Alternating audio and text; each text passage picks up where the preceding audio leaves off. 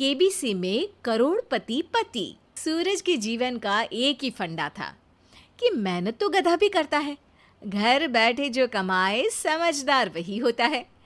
इसीलिए उसने कभी नौकरी ही नहीं ढूंढी। इस बात से हालांकि उसकी पत्नी शिखा बिल्कुल भी अग्री नहीं करती थी, पर फिर भी सूरज को समझाना बेकार था।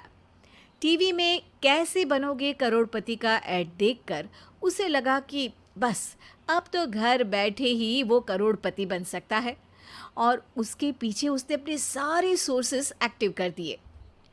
2 हफ्ते में उसके कलीग के साले के पड़ोसी के बेटे का सोर्स निकलता है जो कि उसे शो में पहुंचा सकता है, और सूरज उससे मिलने चला जाता है। अच्छा, तो हमें मुकेश जी बता रहे थे कि आप हमें शो में पहुंचा सकते हैं। हाँ, उसमें कोई तकलीफ नहीं है। मैं कल अगर कोशिश करूँ तो इसी महीने में आपका नंबर आ जाएगा। अरे ये तो बहुत बढ़िया हो गया। अच्छा, वो सिलेबस और क्वेश्चन पेपर का कोई जुगाड़ है क्या? हैं? उसका तो कोई जुगाड़ नहीं है। तो वो वाकई में कुछ भी पूछ सकते हैं? हाँ, वो तो बच्चन जी पर है, जो पढ़ते हैं वो पूछ लेते हैं।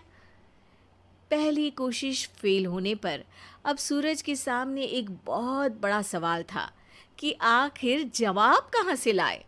तब शिखा ने एक सजेशन दिया, क्यों ना सूरज अपने चचेरे भाई सुमित से मदद मांगे, जो कि यूपीएससी की तैयारी कर रहा था। हालांकि इतनी मेहनत करना सूरज को समझ में नहीं आता था, पर कोई और रास्ता ना मिलने पर वो आखिर सुमित से बात करता है। अरे सुमित, हमारा कैसे बनोगे करोड़पति के लिए सिलेक्शन होने वाला है। तुम हमें थोड़े चिट बनाने में मदद करोगे क्या? अरे भैया, चिट बनाए तो सालों हो गए, उसमें हमारा एक्सपर्टीज नहीं है, बल्कि आप बोलो तो हम आपकी पढ़ने में ज़रूर मदद कर सकते हैं। हट, कैसी अनाप शराब बातें कर रहा है तू। सूरज ने सुमित को मना तो कर दिया था, पर तैयारी करने के सिवाय कोई चारा उसे दिख भी नहीं रहा था। खासकर जब 12 के पेपर लीक करने के एक्सपर्ट शुक्ला जो भी हाथ जोड़ लेते हैं। आखिर सूरज को सुमित के पास जाना ही पड़ा, और उसने सुमित और शिखा से वादा किया कि वो बहुत मेहनत करेगा।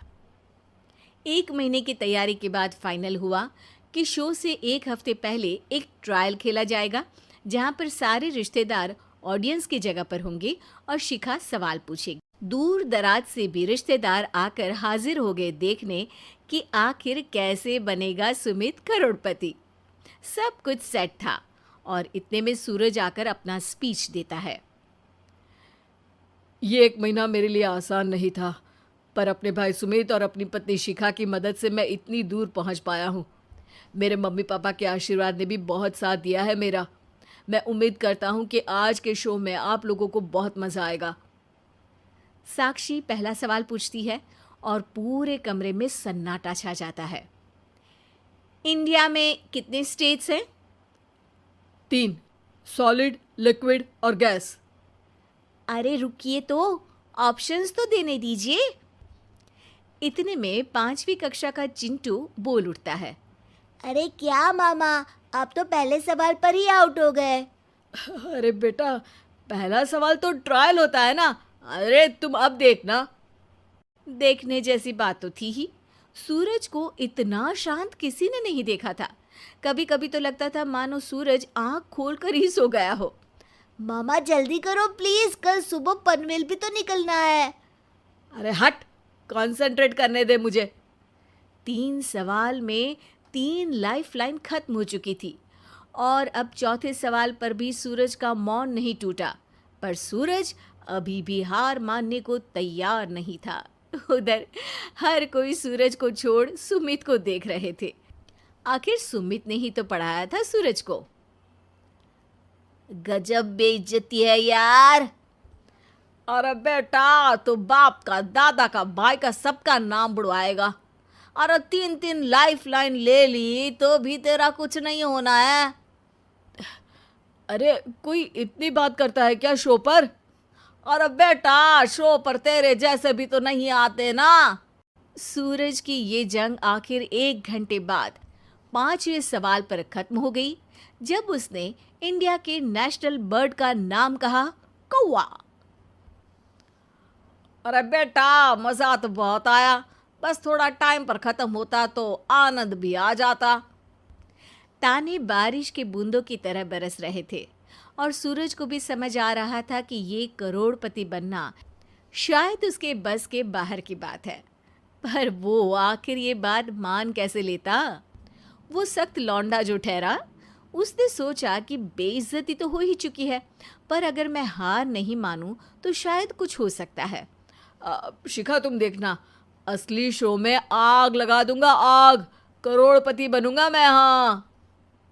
सब्जियां खत्म हो गई है घर पे, ले आओ। पहले पति बन जाओ, फिर करोड़पति बनना। अरे गजब बेइज्जती है यार। बेटा, अभी तो घर पर ही हुई है, 1 हफ्ते में तो तुम देश के सामने करवा कर आओगे। वैसे जब टीवी पर जाओ ना तो बस अपने मम्मी का ही नाम लेना, ठीक है? कोई पूछे तो बोलना कि पापा नहीं है मेरे। अरे पढ़ाई की, पेपर निकलवाए, इतने सारे लोगों को खाना खिलवाया, क्या फ़र्क पड़ा? इसीलिए मैं कहता हूँ कि मेहनत तो गधा भी करता है, घर बैठे जो कमाए वही सिकंदर। लेकिन मामा, गधे भी जानते हैं कि हमारा राष्ट्रीय पक्षी मोर है।